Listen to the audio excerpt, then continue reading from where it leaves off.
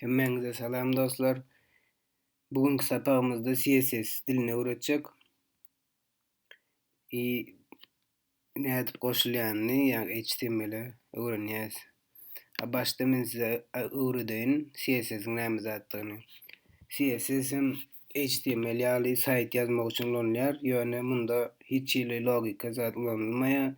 Diňe ýani saýdyň owdaldygy üçin elementleri ýa-da HTML elementlerini bir tarapa süýşürmek ýa bolmasa renklemek ýa beýikligini, pesligini ýa bolmasa şriftini oňarmak üçin renkini umumyň aýdanda o saýdyň owdaldygyny şu CSS dili jogap berýär.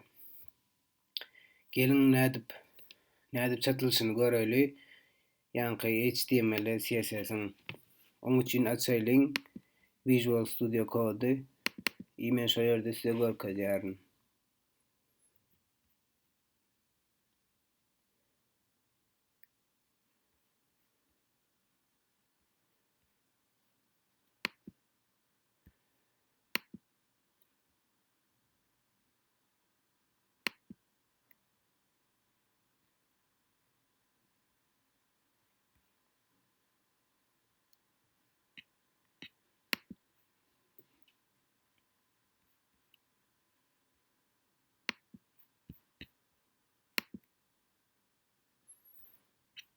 Gelin robot stolda bir papka döredeliň. Nowe papka.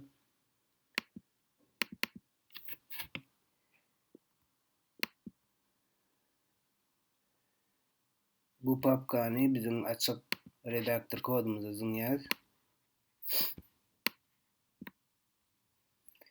Indi şu papkanyň içinde başda HTML gerek, sayt ýazmak üçin ol hökmen diýip aýdyşdyk. Adyny ýazýas index.html.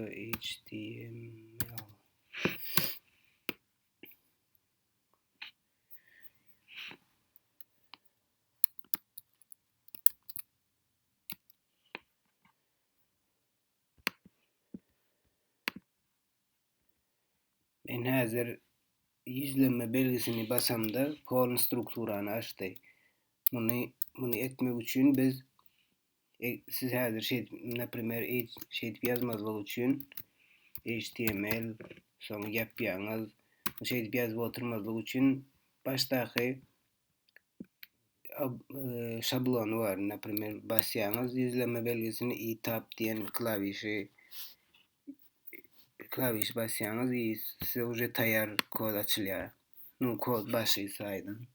Şunu etmek üçin redaktor koduňyza şu iň aşaky wkladka basýaňyz bäri ýazýaňyz näprimер emmet ady emmet.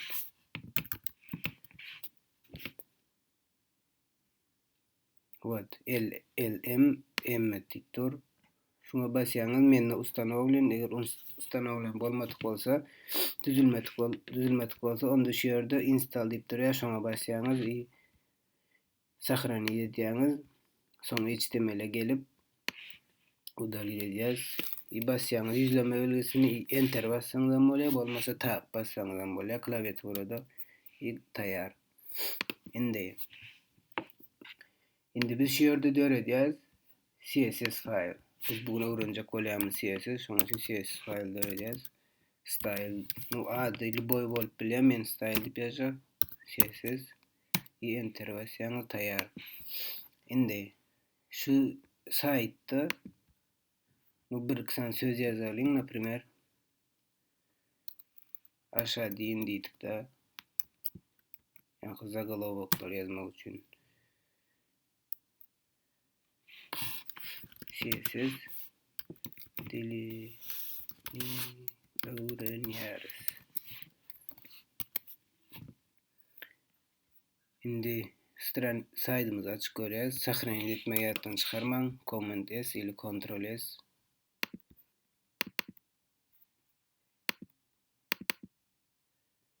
Ine biziň saýdymyz taýýar.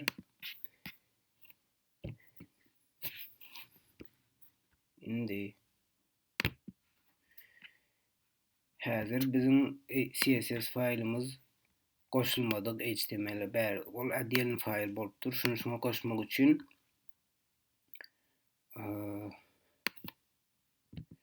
Libe side nu men size aytdım ne head et side'ın kellesi abodu olsa gogresi nu köçü dilin aydanda da şonda CSS'i bär şöyle goşsam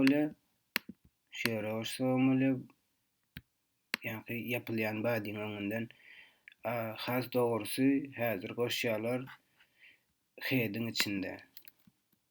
Onu goşmak üçin bize gerek tek ady link yapýas.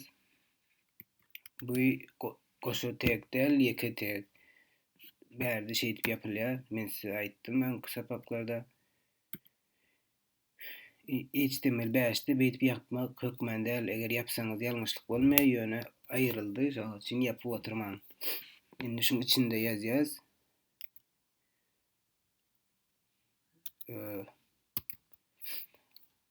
href dip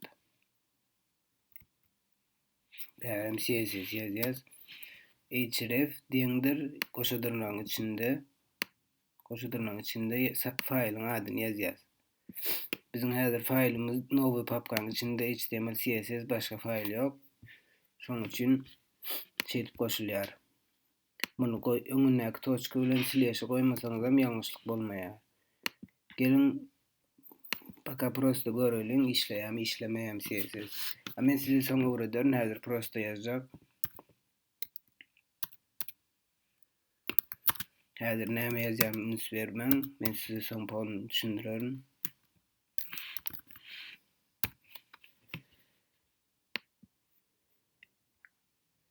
Obnovlýar edýäs. Ine goşulmandyr.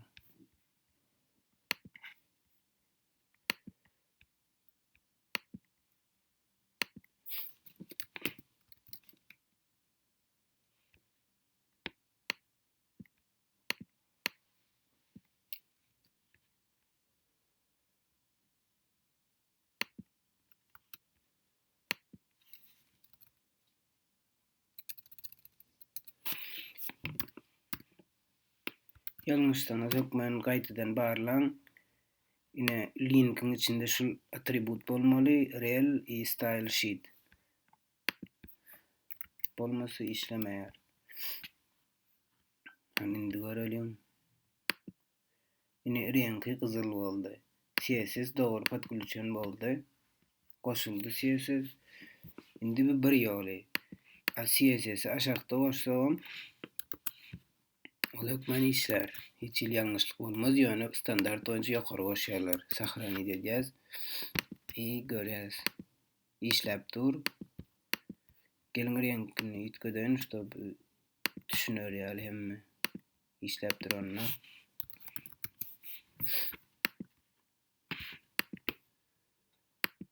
Bu ýaşyl boldy rengi.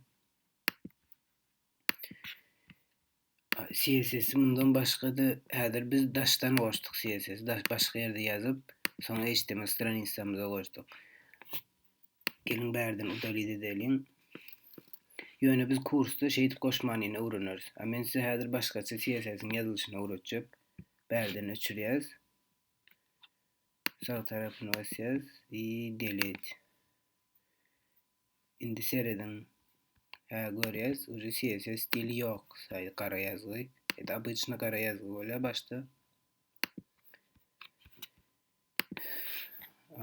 Biz şu title'ın aşağından diýip ýazyp bilýäs. Açýas tag style ady. Şuň içinde ýazsam biz hiç ýere goşmak gerek däl, ýöne işleýär. Näprimjer aşaýdyn öňkü ýazanmy ýazjak. Color bu sahrany edýäs. Görýäs. Bot işläp dur. Bu ikinji ýoly.